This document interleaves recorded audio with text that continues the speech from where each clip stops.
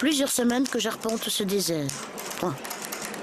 Toujours pas de nouvelles de Rachid, virgule. Je commence à désespérer. Point. Je suis passé hier à Palmyre et il ne restait rien, sauf le panneau d'interdiction de prendre des photos. Gérard et moi, nous nous étions toujours promis de visiter ce site. Palmyre en ruine est devenu aujourd'hui le symbole de notre amour. Point. 26 avril. Déjà 3 jours que je n'ai plus pensé à Gérard. Je fais peu à peu connaissance avec la population autochtone. Les codes sont très différents de chez nous. Ils ne prennent pas visa, ils sont plus dans l'échange. Bonsoir Pascal, Bonsoir. Ravi de vous retrouver après la pièce Djihad qui a fait le tour de l'Europe. On en a beaucoup parlé notamment sur TV5 Monde. Eh bien la Belgique nous propose cette nouvelle pièce écrite et interprétée par une seule comédienne. On vient de la voir, une bruxelloise née de parents algériens. Oui, alors ça fait 18 ans que Sandra Zidani nous fait rire en Belgique et en France aussi dans cette 9e création. Zidani tourne en dérision l'école, les professeurs et ses élèves qui, au lieu d'étudier, partent faire le djihad en Syrie.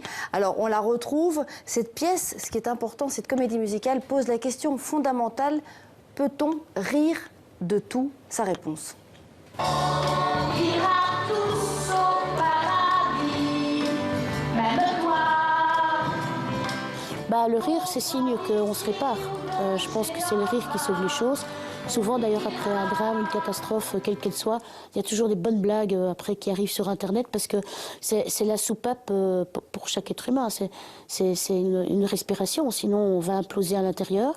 Et puis oui, j'ai eu envie, avec mon co-auteur Patrick Chabou, de partir sur quelque chose d'extrêmement impertinent, d'oser. Voilà, on a envie de rire de ce qui s'est passé à notre façon, tout en racontant quelque chose. C'est pas un humour creux, ni vite. C'est pas insultant, c'est pas quelque chose qui juge. Je crois pas que ce soit gratuit, mais je pense que c'était important aussi d'en parler. Depuis que l'autre vieille là, elle est arrivée, toutes les femmes, c'est devenu des bons mariés.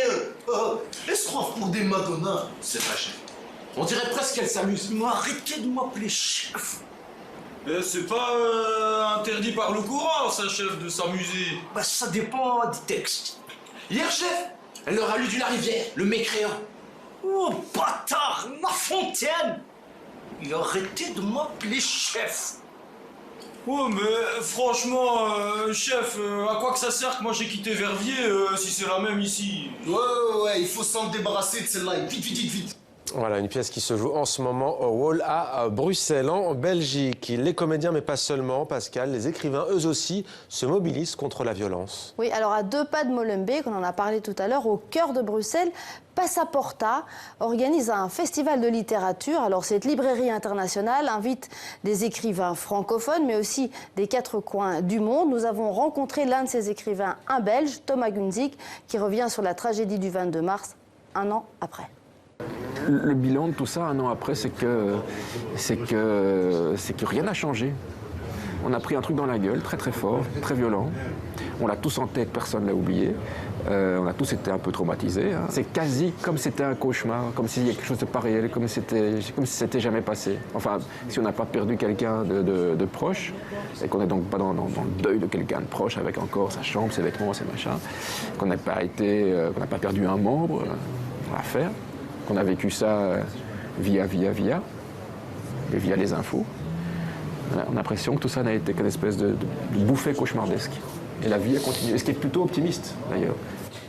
Et on l'a vu tout à l'heure dans la première partie, Pascal, il y a eu bien entendu le recueillement à la station de métro Malbec, il y a eu aussi une minute de silence à l'aéroport de Zaventem, il y a eu aussi l'inauguration de toute une série d'œuvres d'art pour rendre hommage aux victimes. Oui, alors tout près de la station de métro Malbec, là où a eu lieu un des attentats, donc au rond-point Schuman. Regardez ces images. Ce matin, le roi a inauguré cette œuvre monumentale. Il s'agit de 2 plaques jumelles en acier poli, symbole de la résistance face à la violence. Et puis hier, sur ces images, c'était à Molenbeek, sur la place communale, à l'intérieur de ces arabesques, une flamme éternelle, hommage des Molenbeekois aux victimes du terrorisme. Et enfin, regardez, souvenez-vous, ces images de l'attentat, voilà, c'est cette sculpture qui a été également réinaugurée à l'extérieur de l'aéroport, commémoration aux victimes des attentats. Et on poursuit.